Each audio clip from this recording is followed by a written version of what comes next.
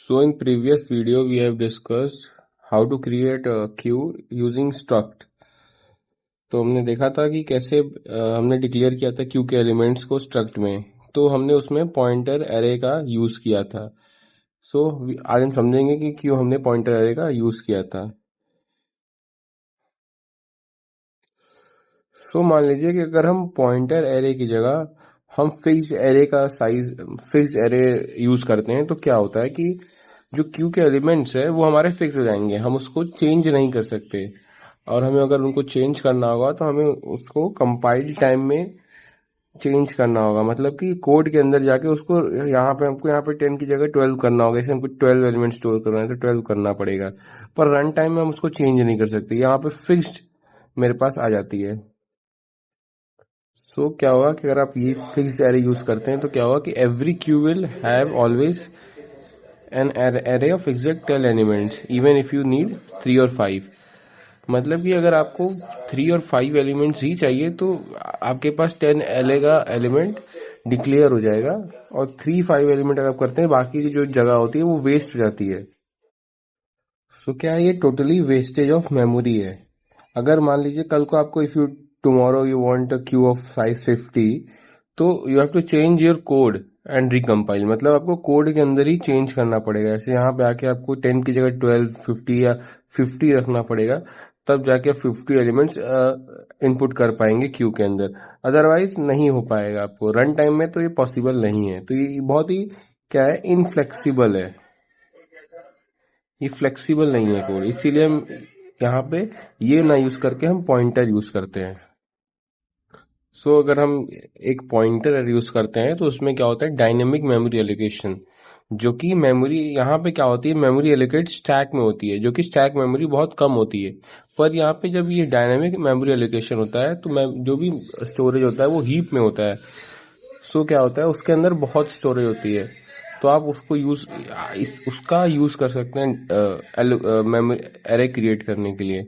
Dynamic memory allocation, it gives you power decided at run time how big the array should be. मतलब आप run time में decide कर सकते हो अगर आपको एरे कितना चाहिए, आपको 10 चाहिए, 50 चाहिए, जितना चाहिए आप डायरेक्टली यहाँ पे रन टाइम में आपको उसको दे सकते हो। आपको जाके यहाँ से जैसे कोड में जाके चेंज नहीं करना पड़ेगा, आपको डायरेक्टली बस रन टाइम में इनपुट करना है जितना साइज, वो आपको उतना बड़ा एरे क्रिएट करके दे देगा हीप मेमोरी, उसका address. So why we have created a return type pointer for this function create queue. तो हमने क्यू ऐसा पॉइंटर रिटर्न टाइप बनाया है इन प्लेस ऑफ कि हम नॉर्मल रिटर्न टाइप बना सकते थे। क्योंकि पॉइंटर रिटर्न टाइप इसलिए बनाया है क्योंकि हम जो क्यू बनाने वाले हैं वो एक डायनेमिक क्यू है जो कि हीप मेमोरी में बनेगा। इसलिए हम एक पॉइंटर क्यू यूज कर रहे हैं। इसका यूज एक बेसिक मतलब है कि जो एक स्ट्रक्ट क्यू पॉइंटर है ये रिटर्न टाइप है एक तरीके से। तो ये रिटर्न टाइप में मतलब एक पॉइंटर ही लेगा। पॉइंटर क्या रिटर्न टाइप होता है कि मतलब पॉइंटर क्या स्टोर करता है, एक address location in heap memory. तो ये जो पॉइंटर है वो एक हीप मेमोरी में जो क्यू का लोकेशन है उसका एड्रेस स्टोर करेगा, तो ये रिटर्न करेगा। इसलिए हमने एक pointer return type struct Q का बनाया हुआ है। सो यहाँ पर हम डायनेमिकली क्यू को हीप मेमोरी में क्रिएट कर रहे हैं यूजिंग malloc फंक्शन। तो malloc फंक्शन साइज क्या है उसका, स्ट्रक्ट क्यू का हमने उसको साइज ऑफ दिया है। मतलब जो भी स्ट्रक्ट क्यू का साइज है जो प्रीवियसली हमने डिस्कस किया था स्ट्रक्ट क्यू का, वही उसका साइज है, और वही हम डायनेमिकली हीप मेमोरी में क्रिएट कर रहे हैं। ठीक है, और उसका जो एड्रेस है वो इस पॉइंटर में, इस क्यू पॉइंटर में आके स्टोर हो जा रहा है। तो इसलिए, और यही क्यू जो है वो आखिरी में रिटर्न होगा। तो इसलिए हमने एक पॉइंटर क्रिएट किया है, क्योंकि रिटर्न भी एक पॉइंटर ही हो रहा है, ये क्यू ही रिटर्न करेंगे हम बाद में। इसलिए हमने एक पॉइंटर रिटर्न टाइप दिया है। तो हमने पॉइंटर क्यों बनाया है, इसलिए हमने पॉइंटर बनाया है क्योंकि क्या होता है, वेस्टेज ऑफ मेमोरी नहीं होती। जैसे क्या होता है कि एड्रेस अगर हम रिटर्न करेंगे तो एक कुछ वैल्यू होती है उसकी। जैसे फॉर एग्जांपल कि ये एक्चुअली एक पूरा क्यू नहीं है, इसमें कॉपी पेस्ट क्यू नहीं ये देता है कि जो क्यू है हीप में बना है पूरा उठा के पूरा रिटर्न नहीं करता, वो सिर्फ उसका एड्रेस जो एड्रेस लोकेशन है उसका सिर्फ वो देता है, या ना कि पूरा क्यू पूरा कॉपी करके दे देता है, जिससे वेस्टेज ऑफ मेमोरी नहीं होती है। रिटर्न बाय वैल्यू, मतलब कि अगर आप क्यू को रिटर्न बाय वैल्यू करेंगे तो वो वेस्टेज ऑफ मेमोरी उसमें ज्यादा होती है। इंस्टेड हमने यूज किया है रिटर्न जस्ट अ पॉइंटर, जो कि बहुत कम स्पेस ले रहा है, बहुत कम मेमोरी ले रहा है, जो कि बहुत एफिशिएंट है। तो एक्चुअली इस लाइन से हमें टोटल मतलब पता चलता है कि ये लाइन है, this line allocates memory for a struct Q on the heap. मतलब एक ये क्यू क्रिएट करता है डायनेमिकली हीप मेमोरी के अंदर, एंड जो ये वेरिएबल क्यू है now stores the address of that heap allocated memory.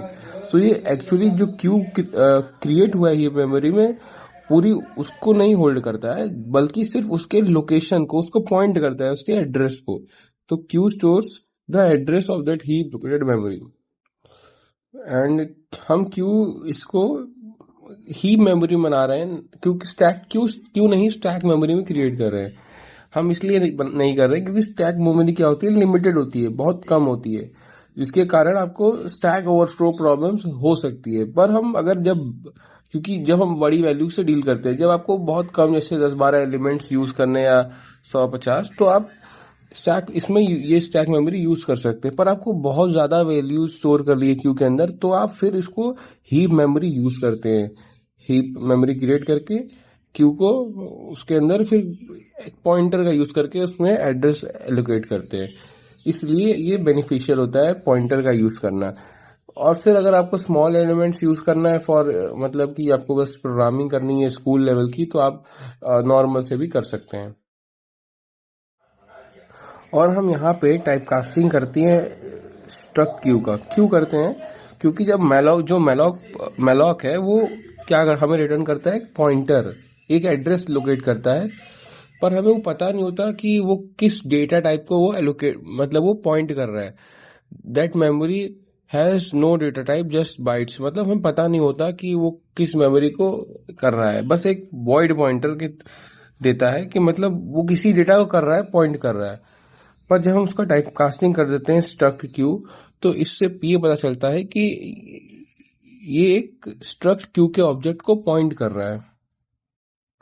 तो जब ये टाइप कास्टिंग हमने स्ट्रक्ट क्यू का किया, तो इससे ये मालूम पड़ा कि जो भी ये एड्रेस पॉइंट कर रहा है उसका जो डेटा टाइप है वो स्ट्रक्ट क्यू से रिलेटेड है, स्ट्रक्ट क्यू का एक ऑब्जेक्ट है। इसलिए हमने यहाँ पे स्ट्रक्ट क्यू का पॉइंटर यूज किया है टाइप कास्टिंग में।